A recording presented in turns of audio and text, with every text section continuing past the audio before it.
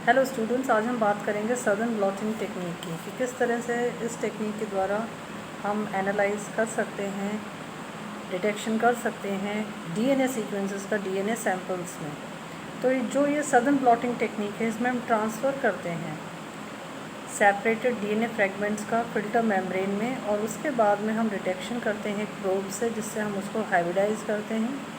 ये जो विधि है, इसके इन्वेंटर ब्रिटिश बायोलॉजिस्ट रहे हैं एडविन मेलर सदर्न, इसलिए उनके नाम से ही इसका टेक्निक का शब्दावली का प्रयोग में लिया गया है। इसका क्या सिद्धांत है, वो है हाइब्रिडाइजेशन। हाइब्रिडाइजेशन जो होता है कि वो प्रोसेस होता है फॉर्मेशन का डबल स्टैंडर्ड डीएनए मॉलिक्यूल्स का, जो कि सिंगल स्टैंडर्ड डीएनए प्रोब और सिंगल स्टैंडर्ड टारगेट डीएनए के मध्य होता है। तो टारगेट डीएनए और प्रोब के मध्य एक हाइब्रिडाइजेशन होगा।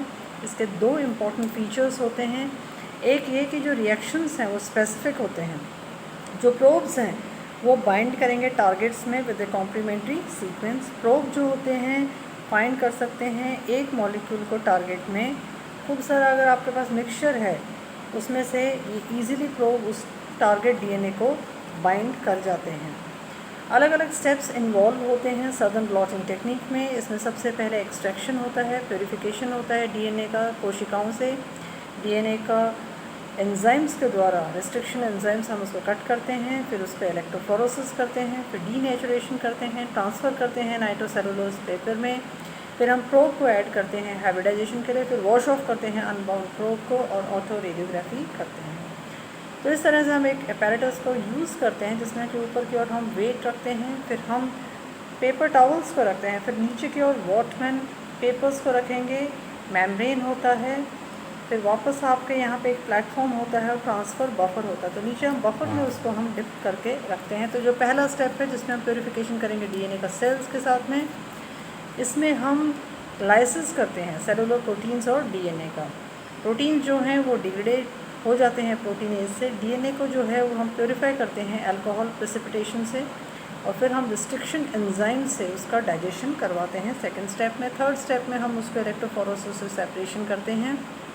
तो जो कॉम्प्लेक्स मिक्सचर है फ्रेगमेंट्स का, उसको हम सब्जेक्ट करते हैं जेल इलेक्ट्रोफोरेसिस से, और उनका जो डीएनए जो फ्रेगमेंट्स हैं as per their size they will separate out. Denaturation किया जाता है डीएनए का। जो रेस्ट्रिक्शन जो फ्रेगमेंट्स हैं जो प्रेजेंट हैं जेल में, उनका डीनेचुरेशन होगा एल्कली के साथ में। उसके बाद में जो डबल स्टैंडर्ड जो है वो सिंगल स्टैंडर्ड बन जाएगा, और डीएनए को हम न्यूट्रलाइज करते हैं NaCl से, जिससे कि प्रिवेंशन हो कि वापस से नहीं तो रीहाइब्रिडाइजेशन हो जाएगा। इसलिए हम उससे पहले ही हम प्रोब को उसमें अंदर डाल देते हैं। फिर हम उसको ट्रांसफ़र करते हैं नाइट्रोसेलुलोज पेपर में। ट्रांसफ़र जब किया जाता है to a solid support, blot जो है it is made permanent by drying and exposing to UV irradiation. Six step में हम लेबल प्रोब को हाइब्रिडाइजेशन से मिलाते हैं, इससे कि उसका हाइब्रिडाइजेशन हो। Specific radio label DNA probe उससे जाके टारगेट से जुड़ेगा। प्रोब जो हाइब्रिडाइज करेगा कॉम्प्लीमेंट्री डीएनए रिस्ट्रिक्शन फ्रेगमेंट के साथ में, हम वॉश ऑफ कर देते हैं जो प्रोब इसके साथ में आके नहीं मिला। फिर हम उसको ऑटो रेडियोग्राफी कराते हैं। अगर वो प्रोब रेडियो एक्टिव है तो पार्टिकल्स एमिट करेंगे रेज को when they are expose to X ray film. तो हमें डार्क स्पॉट्स दिखाई देंगे फिल्म में जहाँ जहाँ पे आपके टारगेट डीएनए के साथ प्रोब जुड़ा हुआ है। तो इस तरह से हम देख सकते हैं यहाँ पे RNA या डीएनए जो यहाँ पे प्रेजेंट है, तो यहाँ पे हमने उसको लेबलिंग की है 32 फॉस्फोरस से। फिर हमने उस पर इलेक्ट्रोफोरेसिस किया है, फिर हमने सोल्यूशन को पास किया है जेल में, और फिर यहाँ पे हम देखते हैं कि किस तरह से नाइट्रोसेलुलोज फिल्टर के ऊपर डीएनए ट्रांसफ़र हो जाते हैं। फिर उनका हाइब्रिडाइजेशन होता है 32P label nucleic acid probe के साथ में, और फिर ये रिमूव कर देते हैं हम अनबाउंड प्रोब को, और जो प्रोब हाइब्रिडाइज हो गए कॉम्प्लीमेंट्री सीक्वेंसेस से, हम इसको एक्सपोज करते हैं एक्स-रे फिल्म में। अलग अलग एरियाज़ में हम इसको अप्लाई करते हैं सदर्न ब्लॉटिंग हाइब्रिडाइजेशन विधि को। इसको हम आइडेंटिफिकेशन के लिए यूज़ करते हैं specific DNA in DNA sample.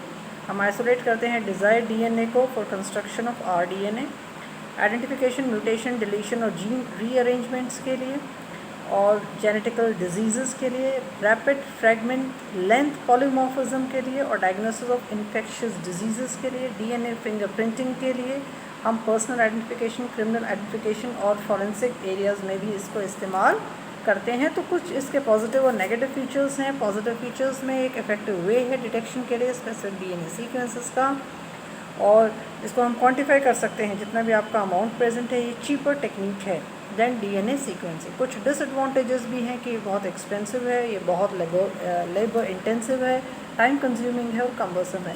इसी के साथ आज हमने पढ़ा कि किस तरह से सदन ब्लॉटिंग टेक्निक के इस विधि के द्वारा हम इस्तेमाल कर सकते हैं, पहचान सकते हैं एक मिक्सचर से हम कि हमारा जो टारगेट डीएनए जो सीक्वेंस है वो किस तरह से है। तो प्रोब के माध्यम से हम इसको आइडेंटिफाई करते हैं। Thank you for listening.